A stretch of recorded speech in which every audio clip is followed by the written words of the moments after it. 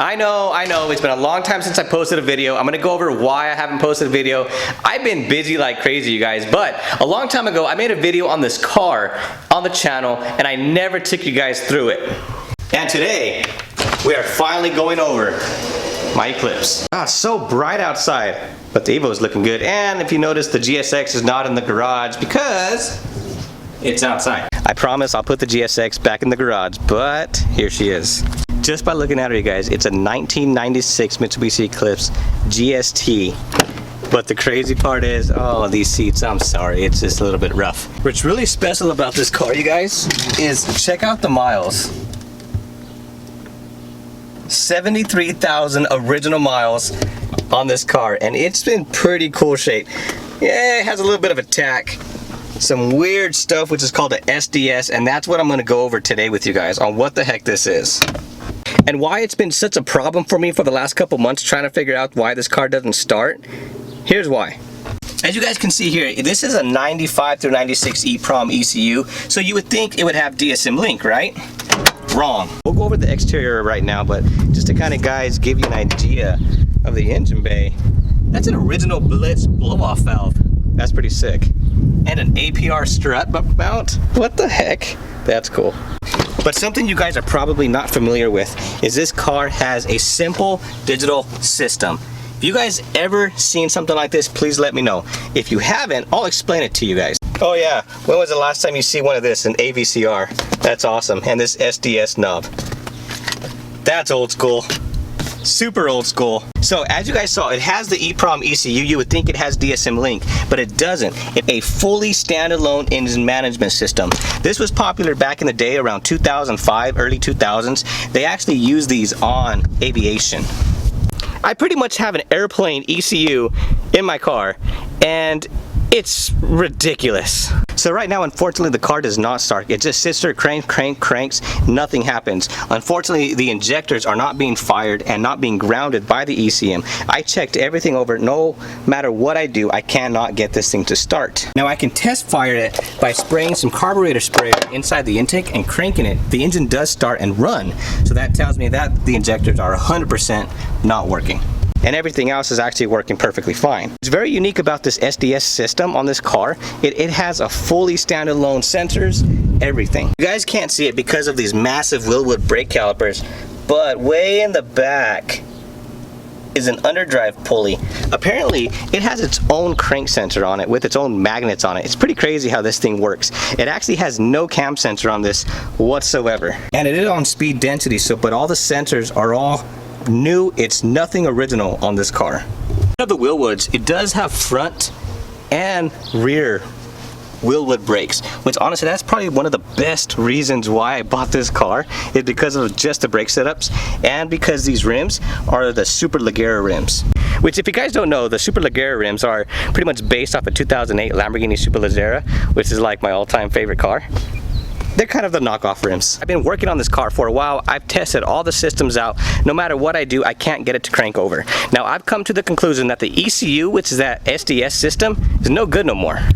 Unfortunately for me, SDS is located all the way in Canada, and trying to communicate with them is not the best thing.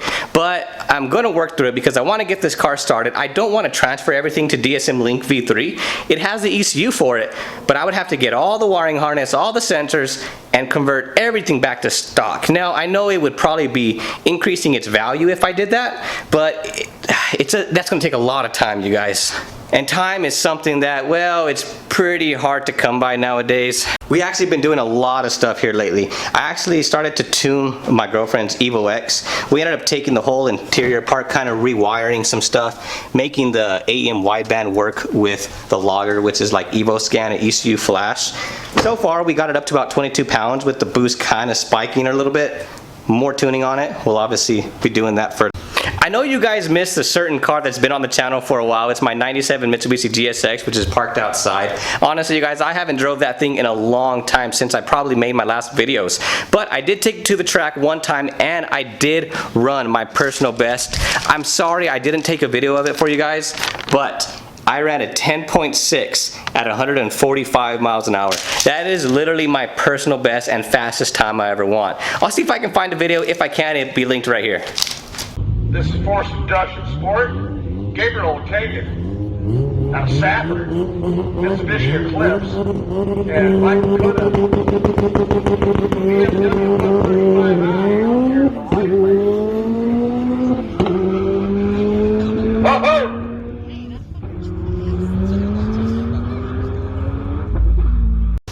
Now I'm sure you guys have noticed my car in all my videos. I can't launch that stupid thing, and I finally figured out why. The main reason why I couldn't launch my car is because the settings on the two-step and the anti-lag were just completely wrong. It was cutting fuel every time I would leave the line. Always struggling to get off the line. Well, guess what? A simple settings. I changed it, I fixed it. Next time I take it to the track, I promise we're probably gonna run a 9-second pass. I almost guarantee it. Also, another car that you guys probably missed, well, it changed into a trash can. I'm kidding. My 97 GST is parked somewhere else along with my blue Duramax. We had to rearrange our cars because we had no room whatsoever to work on some other vehicles I was working on. But I do miss this car, you guys. Trust me, I do miss it. And she's still looking good with that beautiful carbon fiber black leather interior. This car does put out about 700 to 800 horsepower, you guys, and it's so fun. Let's check out the engine bay. Oh wait, why did I do that? It doesn't have a latch. Duh, my bad. Oh yeah, that's looking good. Let's just kind of check this out for a second. Nice. So it is running a Halstead HX40 6767, which I'm actually thinking about changing turbos, you guys. I actually been looking at the Pulsar G42 turbos. Now it's like a 73mm turbo versus my 67, but I think the car would like it a lot more, and I think I'm going to go to a ball bearing turbo. The difference in engine bays, now they're both 4G63s, but this is an all-wheel drive and this is a front-wheel drive. This has original 73,000 miles. This has, honestly, no idea. I know the engine probably has less than about 1,000 miles though. Hard miles. As far as a turbocharger, this one's probably, you know, I'm not sure. I think it's a 16G. I want to say it's a small 16G, but it's definitely not an Evo 3 16G. But God, look at all these vacuum lines on this thing. I don't really like this setup. I like the clean, nice, beautiful, shaved, clean setup. I want to change this over, but for the most part, you guys, I just want to get this thing running. As far as what's coming next, I honestly want to say we're probably going to have to send off the ECU to Canada and get it checked out. There's no way that I can possibly check this ECU out because it's a fully standalone engine management system that they use on aviations. Why did somebody use this ECU on this car? No idea. I honestly think it's because back in 2000, that was the only thing that you can tune these cars with that was kind of inexpensive. Hence, why this car was built in 2005 is because when was the last time that you've seen these freaking tail lights? Either, yeah, no. I'm gonna be trying to see if I can still upload some videos, you guys. Like I said, I just been so busy with my real estate business that I haven't had a lot of time to do a whole lot of stuff that I wanted to. Speaking of my real estate business, it's almost gonna be 1 full year since I quit my job almost over a year ago to fully do my real estate business. And if you guys don't know, I am a real estate investor. I used to be an automotive mechanic for the last 10 years. And about 5 years ago, I bought some rental properties, and 1 year ago, I finally got enough property where I can quit my job and do this full time. So as of right now, I'm a landlord, plumber, electrician, roofer, maintenance guy, landscaper, property management. I wear like 10 hats, and honestly I love it. I do it every day, and that's kind of why I haven't been making a lot of uploads lately, is because I specifically been doing a lot of landlording stuff. Well, it has its goods and bads, but honestly it's what I do for a living now, and it's what I love, along with modifying cars like this. I purely wanted to make this update video for you guys just to show you that I'm still here. I'm always seeing you guys' comments still, and I appreciate you guys hitting that like button and hitting the subscribe button, because I'm never going to stop making videos. Sometimes I may post more than others, but I will always keep you guys informed on everything that I do. I understand it's been about 4 months since I made my last video, you guys, and this video is purely just to give you guys an update on what I've been doing. I want to share with you guys what I kind of been doing here. Since the last time I posted a video, there's been some significant updates and some upgrades kind of that we've been doing. One, I hope you guys remember that 2-bedroom, 1-bath apartment that I've been working on. Anyways, I finally finished up that rehab. We finally got it rented out at about $1,200 a month, which is awesome. We also bought a 14,000 pound, 14-foot long dump trailer, which is like a Texas Pride telescopic. It looks like this. The thing looks freaking amazing, and it's probably one of the best things that I've ever bought in a long time. Along with all this stuff, unfortunately, I had to do about 5 turnovers, which means when a tenant moves out, I gotta clean it up, fix all the miscellaneous stuff, and rent it back out. That happened about 5 times just in the last 4 months. Which is probably the biggest reason why I haven't been posting videos, is because I've been taking care of all these properties for the last couple months, trying to get them turned over, getting them ready for the new tenant.